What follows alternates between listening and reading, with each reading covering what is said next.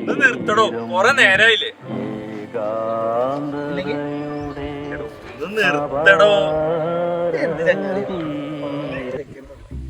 കൊത്തന്നെ കൊത്തുമീനെ പോയിട്ട് വേറെ പണിയുണ്ട്. ധൃതി പിടിക്കണ്ട, കൊത്തും.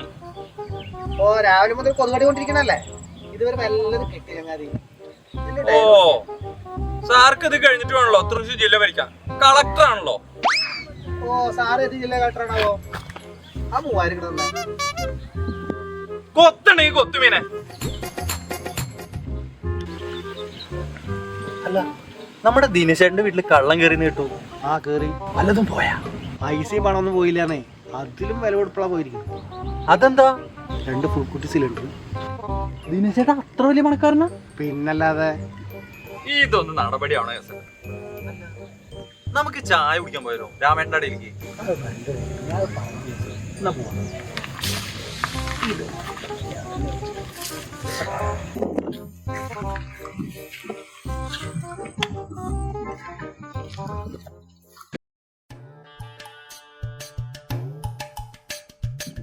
എന്താ പറ്റി?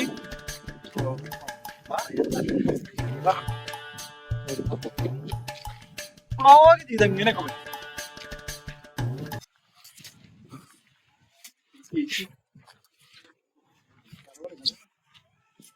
കുറച്ച് നാളായിട്ട് എന്റെ ചാനലിന് റീച്ച് ഒന്നും കിട്ടുന്നില്ല. അതുകൊണ്ട് പുതിയ കണ്ടന്റ് ആയിട്ട് ഇറങ്ങിയതാ. നമ്മുടെ ഈ നാടിന്റെ പച്ചപ്പും ഹരിതാപയും എല്ലാം കിട്ടണ്ടേന്ന് എഴുതി. ഈ കണ്ടന്റിന് എന്താ കുഴപ്പം? കണ്ടന്റിന് കുഴപ്പമൊന്നുമില്ല, പക്ഷെ എടുത്ത രീതി മാറിപ്പോയി. എടാ തലയും പാലയുടെ ആൾക്കൊക്കെ മനസ്സിലാവുന്ന പാട്ട് പറയണം.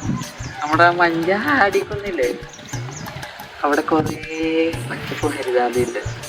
അത് കിട്ടട്ടെ എന്ന് കരുതി ഞാൻ അവിടെ പോയി വീഡിയോ എടുത്തു കഴിഞ്ഞ് ഞാനൊരു പ്രോമോ ലൈവും കൂടെ വിട്ടായിരുന്നു. അത് കുറെ പേര് കാണുകയും ചെയ്തു. ഇതിലെവിടെ അടപ്പില്ലേ നിനക്ക് അടി കിട്ടാനുള്ള വക?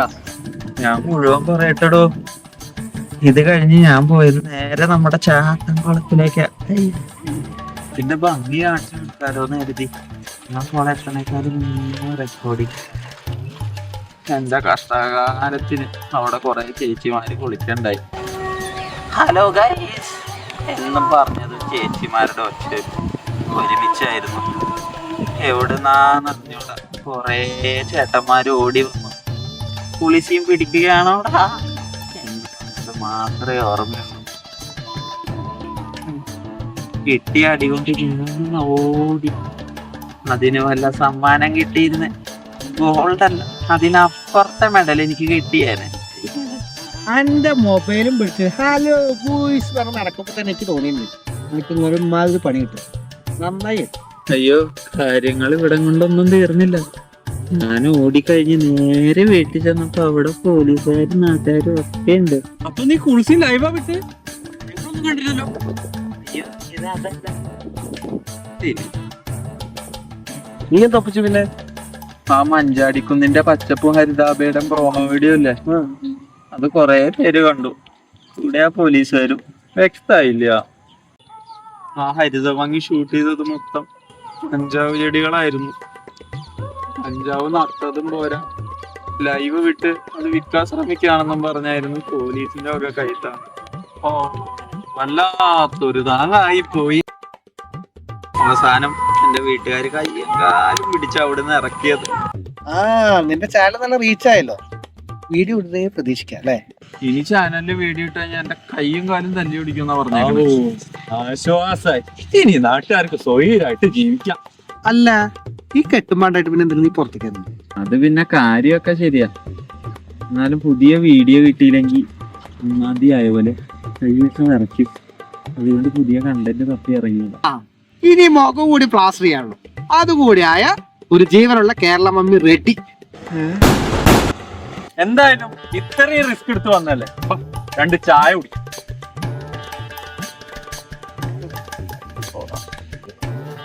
അതെ, ചായയുടെ ഒപ്പം കടി വാങ്ങിയാണ് പരിപ്പോടെ വേണ്ട, ഉഴുന്നോടെ മതി. വല്ലവന്മാരെ അടിച്ചിളക്കിയേക്ക തിന്നാൻ പറ്റൂല. എടാ പതിയെ പോടാ, എന്നെയും കൂടെ കൊണ്ടുപോടാ. അതെ, വ്ളോഗ് ചെയ്യാൻ നേരം ആലോചിക്കണം. ഇവന്റെ കൂടെ പോണെങ്കിലേ രാത്രി അത്താഴത്തിനാണ് രാമേട്ടനെ കടയിലെത്തുള്ളൂ. നമുക്കൊരു ഓട്ടോ പിടിച്ചാലോ? അത് നല്ലൊരു ഐഡിയ. ആ ഓട്ടോ കൂലേ അൾട്രാ ബ്ലോഗറോട് കൊടുത്താൽ മതി. എൻ്റെ പൈസ ഇല്ല. വേണ്ട, നടക്കാം. ഇതെന്തേ പറ്റിയേ? അതൊരു വ്ളോഗ് ചെയ്തതാ. വ്ളോഗ് അത് ടീച്ചറെ വലിയൊരു കഥയാ. ടീച്ചർ അമ്പലത്തിക്കല്ലേ, ആ ഭഗവാൻ കിടന്നു. ടീച്ചർ പൊക്കും. അതേ ഉച്ചയാകുമ്പോ നേരത്തെ എത്തിക്കോളൂ. നൂത്രാട് സദ്യയാണ് കേട്ടാ.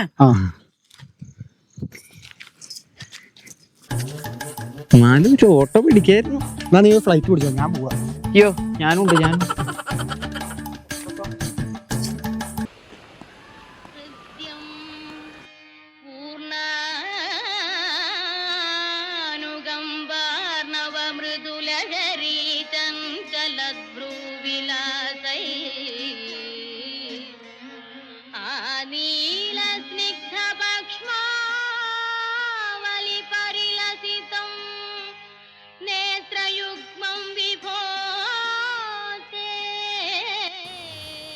ടീച്ചറിന്ന് വൈകിയല്ലോ.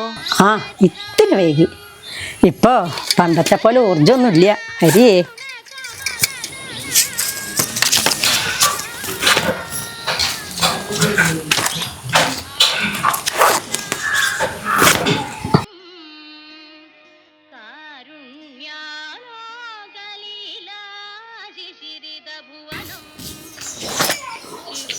ടീച്ചർ വരുന്ന കണ്ടപ്പോഴേ ഞാൻ പുഷ്പാഞ്ജലി കഴിച്ചു കേട്ടോ.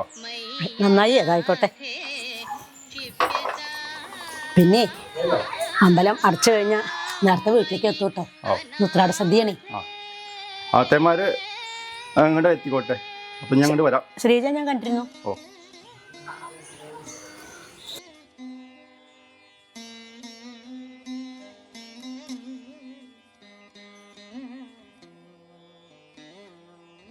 ടീച്ചറമ്മേ,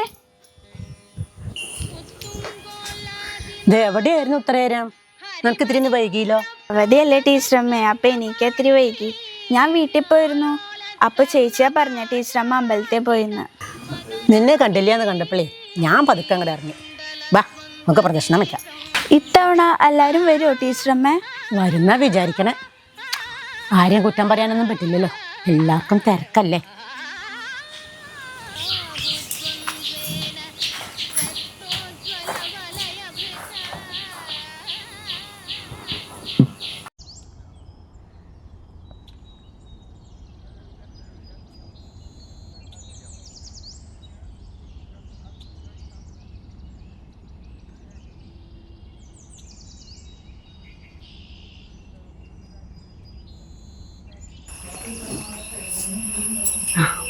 കൃഷ്ണേട്ടനെ വിളിച്ചിരുന്നു.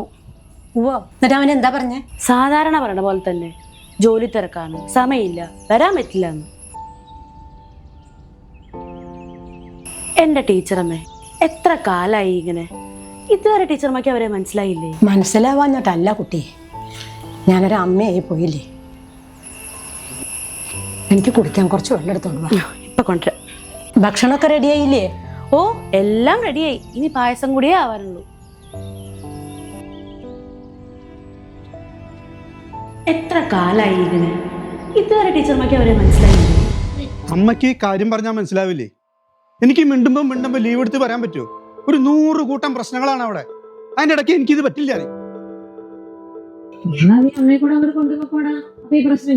എന്നാ പിന്നെ ചേച്ചിക്ക് കൊണ്ടുപോയിക്കൂടെ? ചേച്ചിയല്ലേ ഒന്നുകൂടി അടുത്ത്.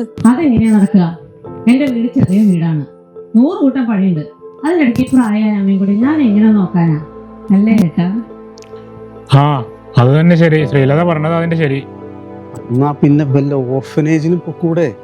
അന്ന് നമുക്ക് വല്ലവർക്കും ബുദ്ധിമുട്ടുണ്ടാവോ? അത് നടത്തിയില്ലടാ, ഞാൻ ജീവിച്ചിരിക്കുമ്പോൾ നടക്കില്ല. എന്നിട്ട് ഈ വീട് വെക്കാനായിട്ട്. അല്ലെങ്കിലും ചേച്ചിക്കുള്ള ഓഹരിയൊക്കെ മുഴുവൻ തന്നിട്ടുള്ളതല്ലേ? പിന്നെ എന്താ വാശി? തന്നിട്ടില്ലടാ. എനിക്കൊരു 100,000 കടങ്ങളുണ്ട്. അതൊന്ന് തീർത്തിട്ട് വേണം സ്വസ്ഥാവാൻ. മതി നിർത്ത. ഞാനിവിടെ ഉള്ളപ്പോ ഈ സ്വത്തിനെ ചൊല്ലി നിങ്ങൾ അടി കൂടണം. ഇത് അനുഭവിക്കേണ്ട ഇന്ന് എവിടെയാണെന്ന് കൂടി ആർക്കും അറിയില്ല. എന്റെ അജയ് ഉണ്ടായിരുന്നെങ്കിൽ കേട്ടതേ വരില്ലേ. ഈ വീടും പറമ്പും നിങ്ങൾ തുല്യമായിട്ട് ബാധിച്ചോ? പക്ഷെ അതെന്റെ കാലശേഷം മാത്രമേ നിങ്ങൾക്ക് കിട്ടൂ. അതുവരെ ഞാൻ ഇവിടെ തന്നെ ഉണ്ടാവും. അല്ലെങ്കിൽ വേഗം മരിക്കാൻ മക്കളെ പ്രാർത്ഥിക്കേ. വിഷമൊന്നും തങ്ങക്കല്ലേ മക്കളെ ഉള്ളൂ.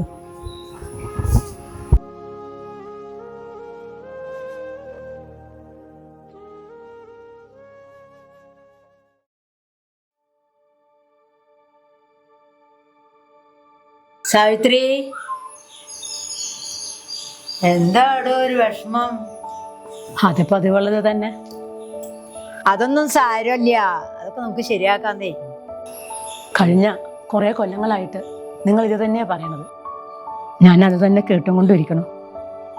സത്യം പറഞ്ഞ ഇങ്ങനെ ചില നല്ല വിശേഷ സന്ദർഭങ്ങളിലാണ് എൻ്റെ മനസ്സ് ഞാനൊന്ന് തുറക്കണത്. അത് അദ്ദേഹം ചെയ്തു വെച്ച ചില നല്ല പ്രവൃത്തികൾ കൊണ്ടല്ലേ എനിക്ക് ആ സന്തോഷം കിട്ടണത്.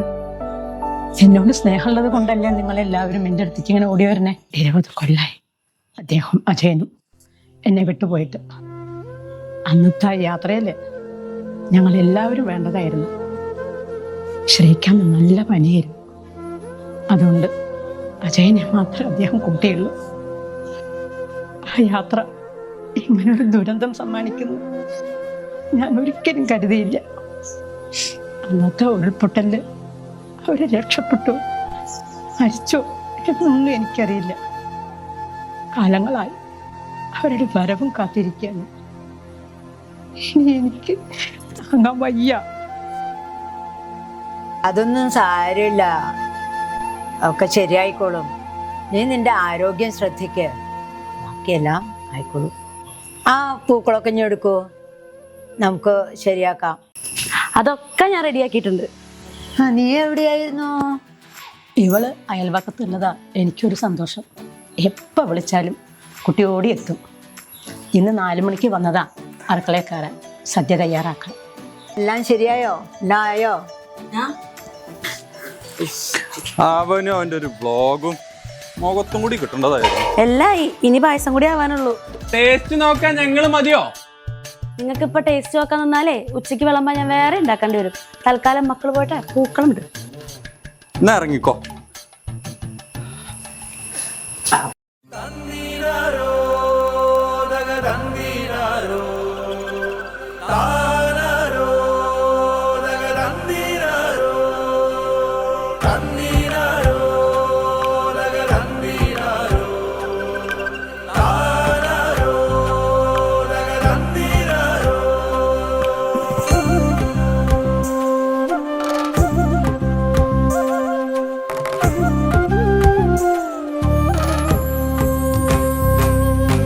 പൂക്കാലം ചേലണിയും ആവണി വരവായി, മഴവില്ലോണക്കോടികളിൽ ചാരുത നിറവായി.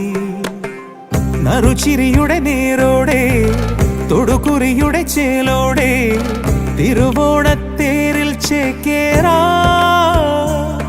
വരൂ ഉത്രാടപ്പൂവിളി തൻ ഈരടി പാടിടുവാൻ.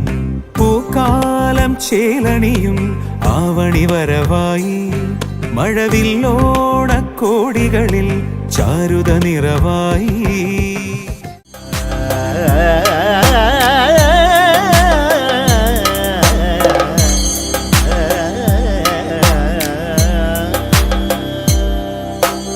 ഉള്ളിൽ കരിതുള്ളും മിന്നലോ, കടമിഴിയിൽ വീശുമഴ കാണോ, വിങ്ങുമലിവാണോ.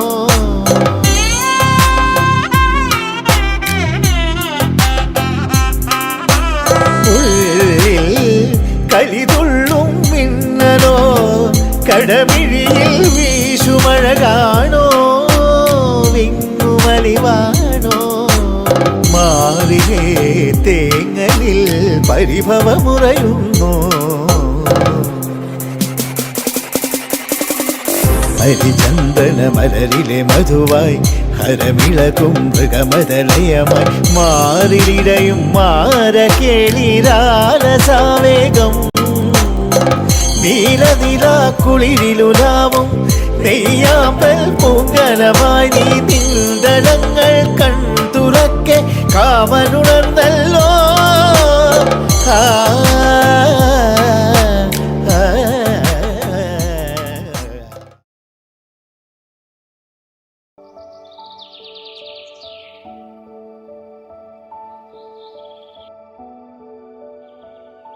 പാവ സ്ത്രീയാ.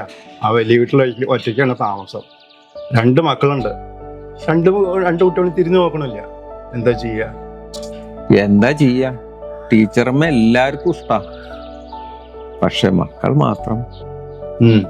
എന്താന്ന് നമുക്ക് അറിയാം, ഒന്നും ചെയ്യാൻ പറ്റില്ലല്ലോ.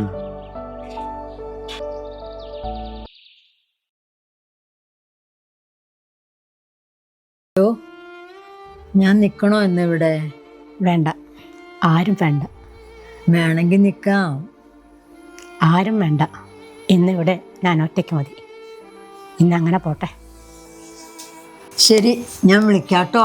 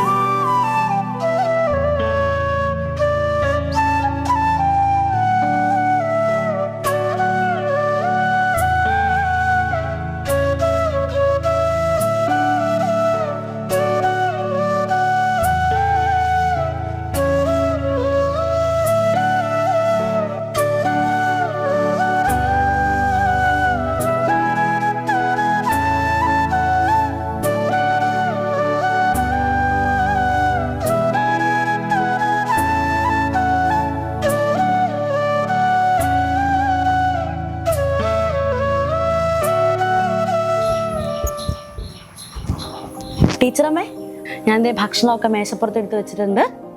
മുഴുവൻ കഴിക്കണം. കഴിച്ചോളാം. നാളെ ഞാൻ വരുമ്പോൾ അതുപോലെ ഇരിക്കുന്നുണ്ടെങ്കിൽ ബാക്കി ഞാൻ അപ്പം പറയാം. കഴിച്ചോളാം.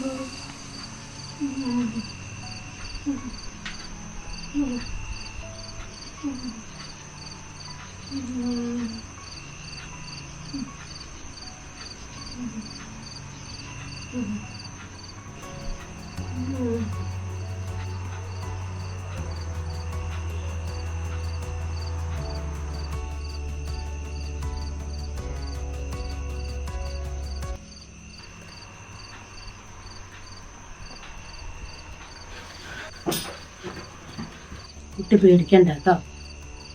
ഞാൻ ഒച്ചെടുത്ത് വിളിച്ച് ആരും വരുത്തണം. കുട്ടി മോഷ്ടിക്കാൻ കയറിയതല്ലേ?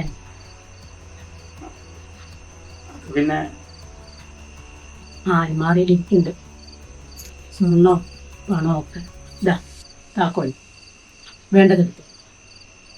ക്ഷമിക്കണം, ഞാൻ അകപ്പാടെ പൈസ എടുത്തോളൂ, എനിക്കത് വേണ്ട. ഇതുകൊണ്ട് എന്താവാനാ കുട്ടിക്ക്? ഞാനല്ലേ പറഞ്ഞ അലമാരയിൽ നിന്ന് എടുത്തോളൂ.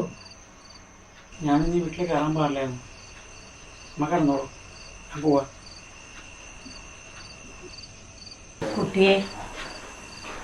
കുട്ടി വല്ലതും കഴിച്ചോ?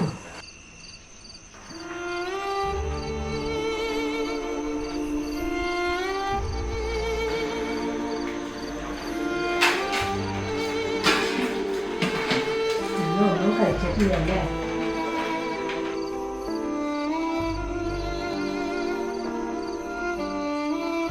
കുട്ടി എന്തിനാണ് നിന്റെ പണിക്കൊക്കെ പോകുന്നത്?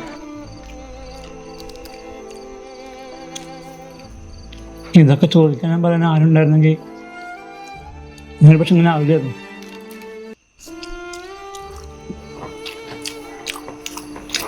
കുട്ടിപ്പാടം ഭയങ്കര കഷ്ടപ്പാടായിരുന്നു. എൻ്റെ ജീവിതം ഈശ്വരൻ ചിലപ്പോൾ നമുക്കായിരിക്കാം. അതുകൊണ്ടല്ലേ ഞാൻ ജനിച്ചപ്പോൾ തന്നെ എൻ്റെ അച്ഛനമ്മേനെ എന്നെ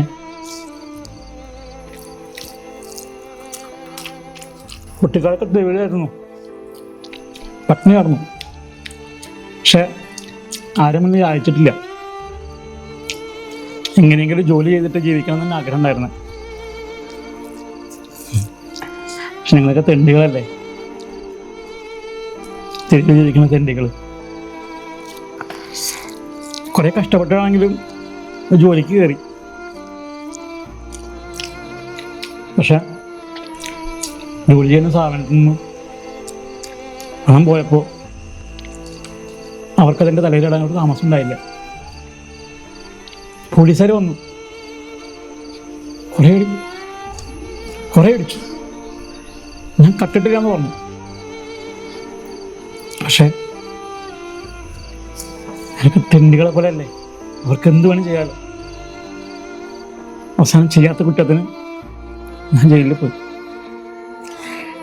ജയിലിൽ നിന്ന് ഇറങ്ങിയിട്ടും ഞാൻ ജോലി നോക്കി. പക്ഷെ അവർക്ക് കള്ളെന്ന് വിളി കേട്ട് കഴിഞ്ഞാൽ ഇന്നതും ആയില്ലല്ലോ. അവസാനം നിവർത്തില്ലാതെ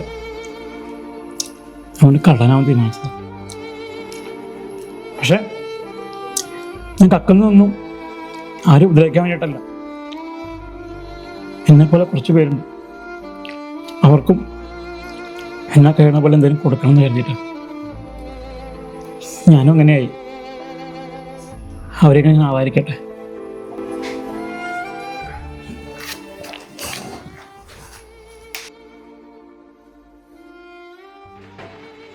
എൻ്റെ ജീവിതത്തിൽ ഇത്രയും സ്വാദിഷ്ടമായിട്ടുള്ള ഭക്ഷണം കഴിച്ചിട്ടില്ല അമ്മേ. ഒരിക്കലും മറക്കാൻ പറ്റുന്ന അനുഭവം അമ്മ തന്നു. ഞാൻ പ്രാർത്ഥിക്കും. പോട്ടെ. കുട്ടി, എനിക്ക് ചിലപ്പോൾ അങ്ങനെയാണ്. ആരും ഇല്ലാതെ ഒറ്റപ്പെട്ടും കഴിയുന്നതിനേക്കാൾ വേദനയാണ് എല്ലാവരും ഉണ്ടായിട്ടും ഒറ്റപ്പെട്ട് കഴിയുന്നത്. നമ്മൾ സ്നേഹിക്കുന്നതിൽ നമ്മളെ ഒഴിവാക്കി നമ്മൾ കൺമുമ്പിൽ തന്നെ അവർ ജീവിച്ച് കാണിക്കുമ്പോൾ അത്രത്തോളം വേദന നമുക്കൊന്നില്ല. വിരോധമില്ലെങ്കിൽ ഞങ്ങൾ കാര്യം ചോദിച്ചോട്ടെ, എൻ്റെ കൂടെ ഇവിടെ നിന്നോടെ. അമ്മ എന്തേ പറയണത്? ഞാൻ ആരാന്ന് പോലെ അറിയാതെ. എനിക്ക് കുട്ടിയെ പറ്റി ഒന്നും അറിയില്ല, പക്ഷെ കുട്ടിയുടെ മനസ്സ് എനിക്ക് കാണാൻ പറ്റും. നല്ലൊരു അമ്മയല്ലേ.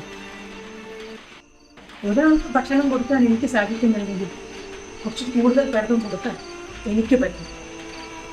ഈ വയസ്സിയുടെ അവസാന കാലം അങ്ങനെ ആയിക്കോട്ടെ.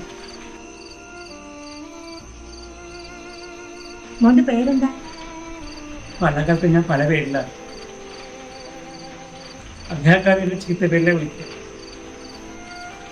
അതുകൊണ്ട് ഞാൻ ഇന്നെ തന്നെ പറഞ്ഞു. എന്നാൽ ഇന്നു മുതൽ നീ അജയനാണ്, എന്റെ അജയൻ.